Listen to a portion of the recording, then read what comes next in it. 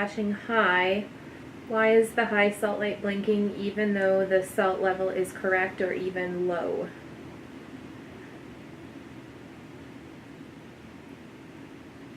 The high salt light is blinking, but the salt isn't high. How do you know the salt's not high? I mean, depending on the type of system that you're running.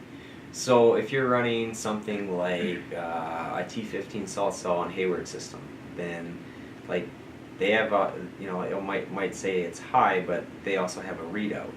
If you're running an IntelliChlor with an Easy Touch or something, then they'll give a readout as well.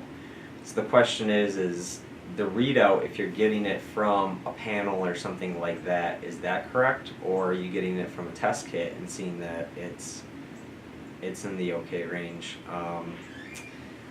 So if you have just a basic IntelliChlor system that's got a transformer and there's actually no readout and all you're going by is lights, and you're testing it on a separate test kit and you're like, hey, no, my salt level's good, then I take it apart, clean it, see if there's any type of buildup for why you're getting an unusual reading. Otherwise your cell might be on its way out.